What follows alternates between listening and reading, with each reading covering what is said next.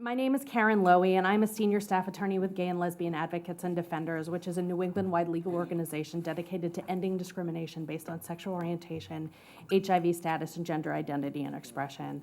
And I'm here in strong support of House Bill H5012 because it is a bill that would at long last bring gay and lesbian Rhode Islanders into the full protection and citizenship of full and equal marriage.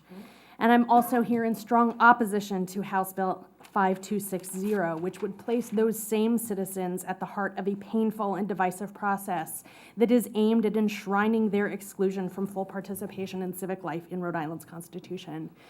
I've spent the last decade of my career working to bring marriage equality to this region. I was a part of the marriage litigation in Massachusetts and Connecticut. I worked in coalition with partners on the ground in Vermont and New Hampshire and Maine. But the bulk of my work over the last several years has been here in Rhode Island, having conversations with people for whom the denial of marriage equality is not some theoretical concept. It's a matter of denying real protections to families who need them and couples who need them. And the time has come to end that exclusion. We've grappled with the shortcomings of civil unions in other states. We've seen the ways in which they do not bring full equality to those citizens. There is no way to replicate the full citizenship that a marriage license, and only a marriage license, can provide to people. We've worked to clarify lots of the issues that have been raised today by folks who are concerned about protecting the religious liberties of other citizens. This bill on its face is designed to do exactly that, and not a single instance that you have heard from, whether it was the pavilion in New Jersey, the photographer in New Mexico, Catholic Charities, in none of those instances was a couple actually married. In 1995, this state made a commitment that we will not tolerate discrimination against people because of their sexual orientation in housing and in employment and in public accommodations. We've already made that commitment. So to the extent there are any questions about what someone who hangs out a shingle is allowed to do, you've already answered that. And nothing about extending full and equal civil marriage is going to change that. I don't know. I can't fully answer for you every instance of whether or not those laws are going to apply to various private entities, but I do know that once you enter the stream of commerce, once you enter into a contract with the state to provide services and to place children that are in state custody, as was the case with Catholic Charities, then you do that under the state's commitments to non-discrimination. And so I'm happy to answer any further questions that any member of the committee may have about those things. I'd like to spend a little bit of time talking about the ballot initiative proposal that is also before you, something that hasn't gotten a whole lot of attention this evening. And I want to really stress for you what it would be like for Rhode Island to live through a ballot initiative on the question of marriage equality. And I want to start by making clear that, as other people have said to you, there is nothing democratic about putting the rights of a minority on a ballot.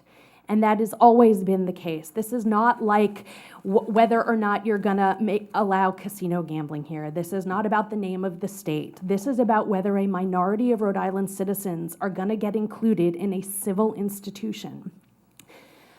But beyond that, I wanna talk about what that process would be like. And I wanna share a little bit about what we saw in Maine.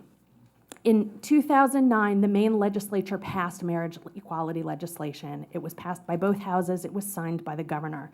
But Maine has a process that Rhode Island does not have that allows citizens to gather signatures and put anything on the ballot that they gather enough signatures to do. They refer to it as the people's veto. And so a signature gathering process put the question of marriage equality on the bill. The campaign around question 1 meant months of hostile rhetoric filling the airwaves, robocalls, polls, and confrontations between neighbors.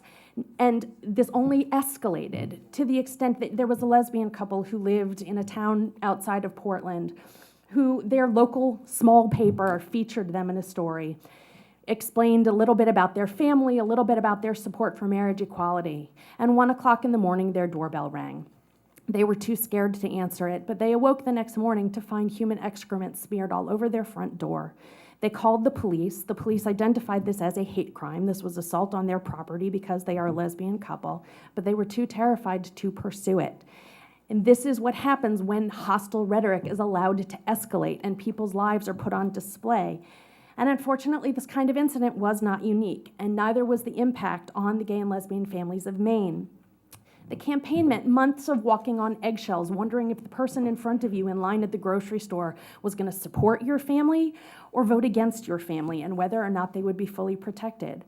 For the children of gay and lesbian couples, it meant waking up on the morning of the next day after Election Day and having their parents struggle to explain what this vote meant for their family.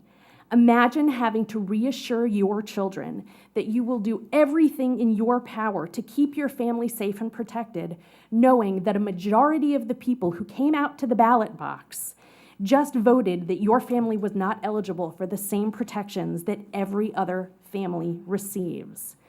Some people point to the positive polling data that we've seen about over-majority support for marriage equality in Rhode Island, saying, oh, don't worry about it. You're going to be just fine. You'll win at the ballot box.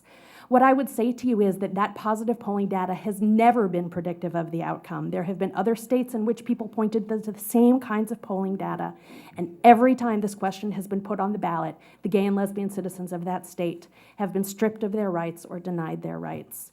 You have a role as legislators to engage in the hard questions that this issue raises. You have the ability to wrestle with it, as you've done tonight. You've asked good questions, and you're right to demand answers to those questions.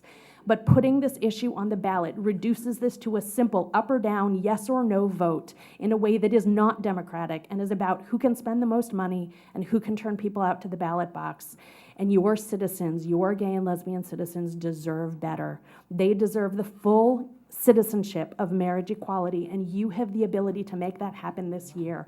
I strongly urge you to pass 5012 out of committee and onto the floor, and to reject any attempt to put a question of discrimination on the ballot that would enshrine the second-class citizenship of gay and lesbian couples in the Rhode Island Constitution. Thank you.